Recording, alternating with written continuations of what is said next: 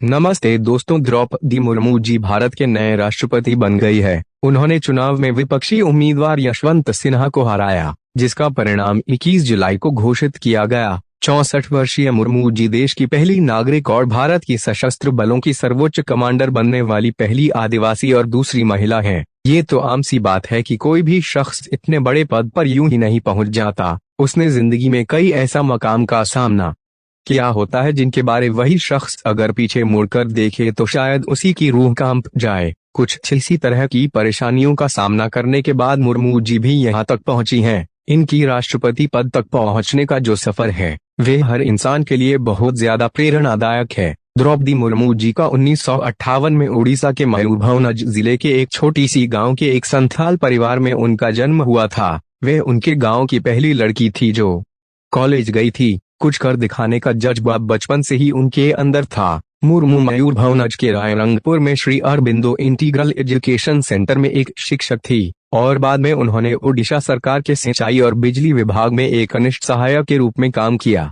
सफल राजनीतिक जीवन की शुरुआत मुर्मू जी की 1997 में रायरंगपुर नगर पंचायत का चुनाव जीत के शुरू हुआ, जहां उन्होंने पार्षद के रूप में काम किया। वे 2000 और 2004 में ओडिशा विधानसभा में 2 बार चुनी गईं और 2000 से 2004 तक मुख्यमंत्री नवीन पटनायक की बीजेपी गठबंधन सरकार में मंत्री के रूप में कार्य किया। उन्होंने राज्य सरकार में वाणिज्य और परिवहन और बाद में मत्स्य पालन और पशुपालन का पोर्टफोलियो संभाला। ओडिशा की परिवहन मंत्री के रूप में उन्हें राज्य के सभी 58 उपमंडलों में परिवहन कार्यालय स्थापित करने का श्रेय दिया जाता है। मुर्मू ने भाजपा के अनुसूचित जनजाति मोर्चा के उपाध्यक्ष के रूप में भी कार्य किया। उनके व्यक्तिगत संघर्ष एक सफल राजनीतिक जीवन के बावजूद मुर्मू को रास्ते में कुछ बाधाओं का भी सामना करना पड़ा। 2009 में उन्होंने मयूरभंज निर्वाचन क्षेत्र से लोकसभा चुनाव लड़ा, लेकिन हार गई क्योंकि बीजेपी और भाजपा ने नाता तोड़ लिया। चुनावी झटके उनके जीवन में तब आया है जब उनके निजी जीवन में ही बहुत ज्यादा उथल पुथल थी।